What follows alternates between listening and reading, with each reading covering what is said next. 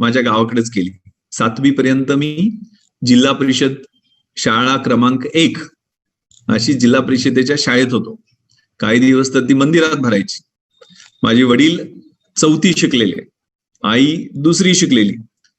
वडील गावात पैलवान पण होते, नंतर सरपंच पण होते.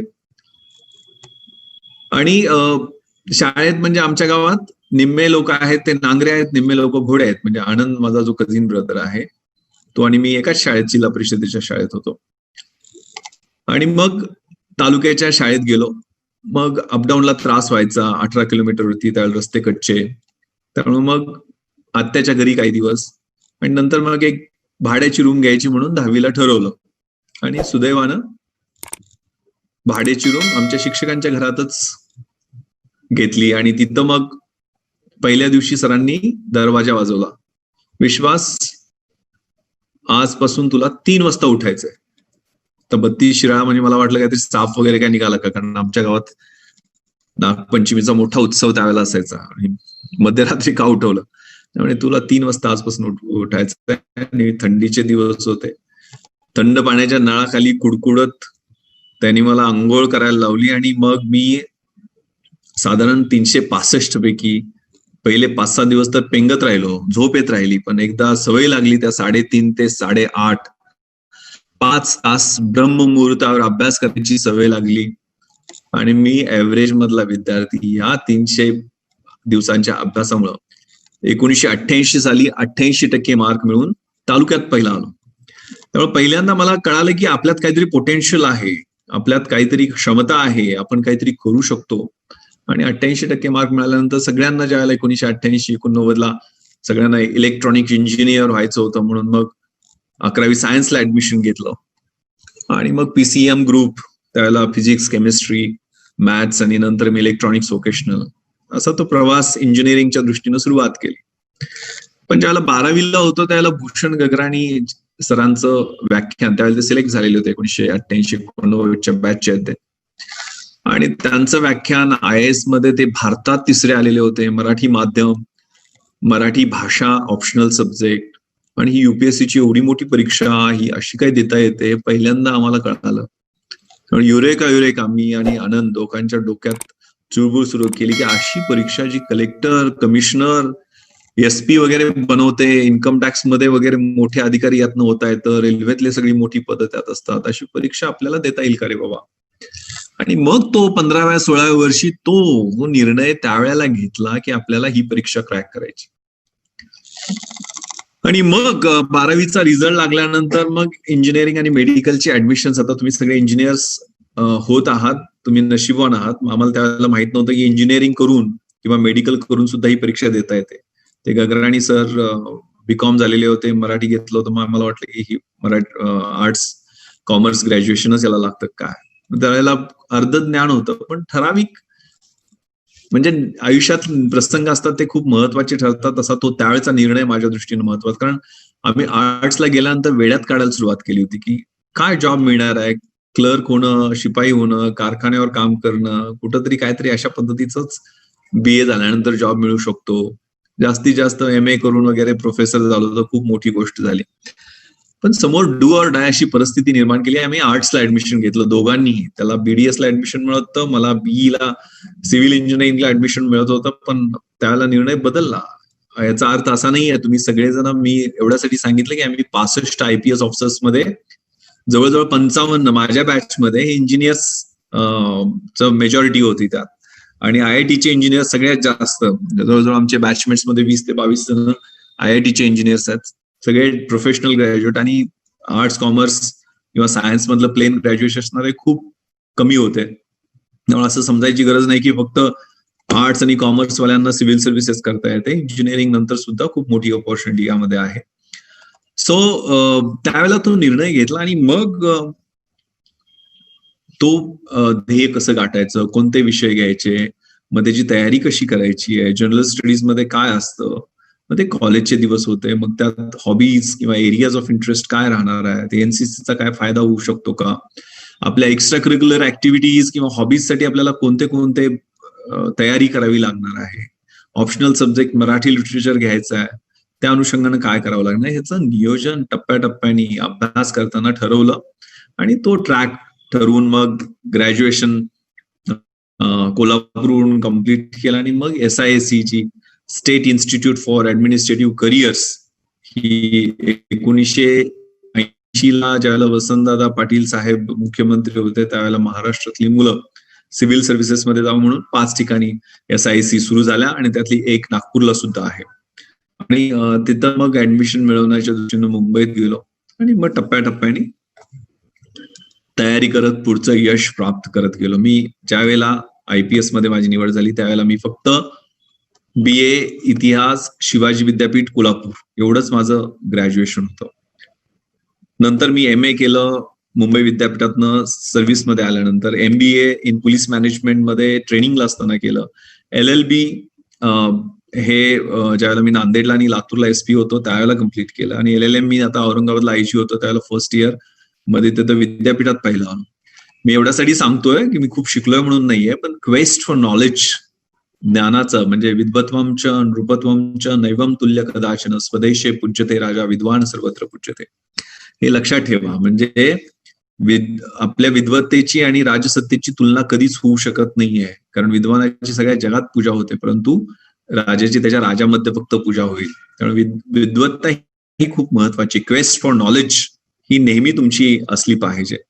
कारण हे तुमचं जे फेज आहे त्यात डिस्ट्रॅक्शन्स खूप आहेत. सगळ्यात महत्वाचं डिस्ट्रॅक्शन ही आहे मोबाईल फोन. त्यात प्रचंड शक्ती पण आहे, इंटरनेटचं मोठं विश्व आहे, ज्ञानाचं भंडार आहे. त्यामुळे याच्यात वापर केला तर खूप चांगला पण आहे आणि नाही केला तर खूप वाईट पण आहे. मी 3 रेव्ह पार्ट्यावर रेड केल्या ड्रग्सच्या पार्ट्यांवरती. त्याचं सगळं कम्युनिकेशन सुद्धा इंटरनेटच्या माध्यमातूनच झालेलं होतं. त्याच्यात सगळे कोड वर्ड्स वापरण्याची सुद्धा त्यातच ट्रिक आहेत. आणि त्यात मी प्रांजल पाटील नावाची एक मुलगी आहे जिचा सत्कार 169वी भारतात आली. अलीकडे तिची कलेक्टर म्हणून पोस्टिंग केरळमध्ये झालेली तुम्ही वाचलं असेल. तिचा सत्कार केला आणि तिचं वैशिष्ट्य काय तर तिला डोळे नाही आहेत पण विजन आहे. आणि तिनं इंडिया आफ्टर गांधी सारखं रामचंद्र गुहांचं एवढं मोठं 1200 पानांचं पुस्तक ऑडिओ बुकच्या माध्यमातून इंटरनेटवरती ऐकून जवळजवळ पाठ केलेला आहे. तर असा कुठल्याही गोष्टीचा कसा वापर करायचा, उपयोग करायचा हे ठरवायचं आहे. त्यामुळं चांगल्या हॅबिट्स या खूप महत्वाच्या आहेत. आयुष्य हे एक बॅलन्स शीट सारखं असतं ना. Whatever comes to you is credit, whatever goes from you is debit. त्यामुळं आयुष्य कसं जगायचं हे ठरवलं पाहिजे. असे जगावे दुनियेमध्ये आव्हानाचे लावून यत्तर, नजर रोखुनी नजरेमध्ये आयुष्याला द्यावे उत्तर. नको गुलामी नक्षत्रांची, भीती आंधळ्या ताऱ्यांची, आयुष्याला भिडतानाही चैन करावी स्वप्नांची. इच्छा दांडगी असे जयाची, मार्ग तयाला मिळती सत्तर, नजर रोखुनी नजरेमध्ये आयुष्याला द्यावे उत्तर. पाय असावे जमिनीवरती,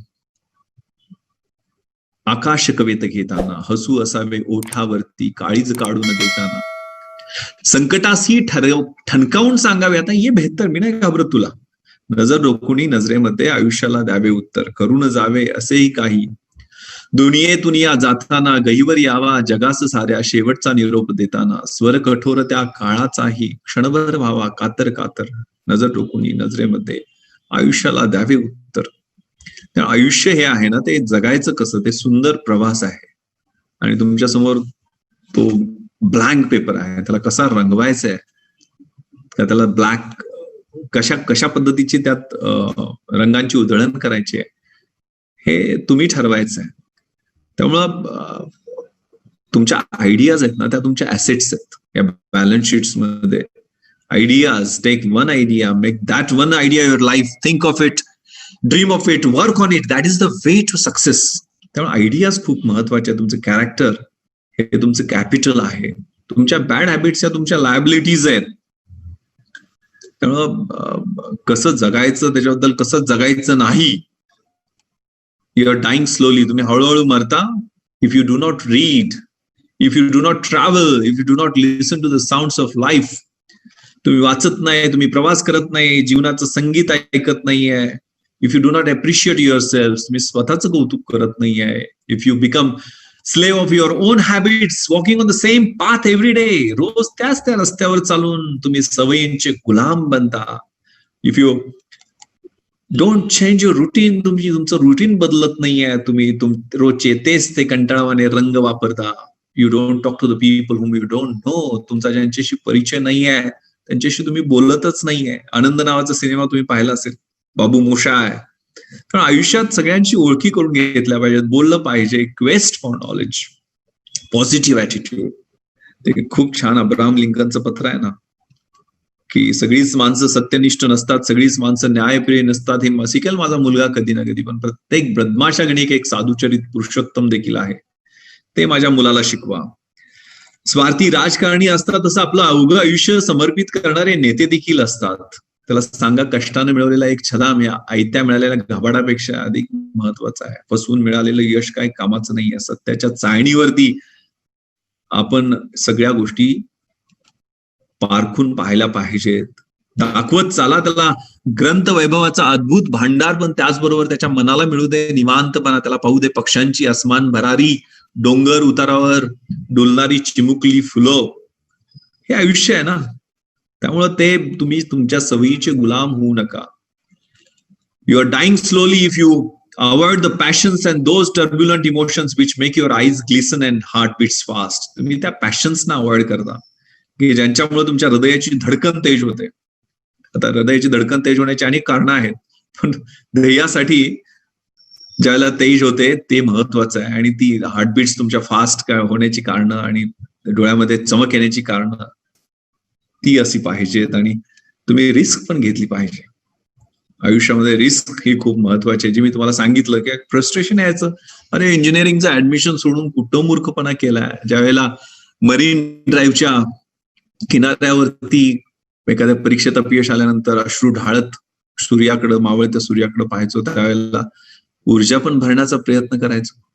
कारण काहीच नव्हतं, पायात स्लीपर असायची, 2 जीन्स, 2 गोलगळ्याचे टी शर्ट आणि भरलेली पुस्तकाची बॅग, एवढं घेऊन आमदार निवासात राहण्यासाठी आलेलो होतो.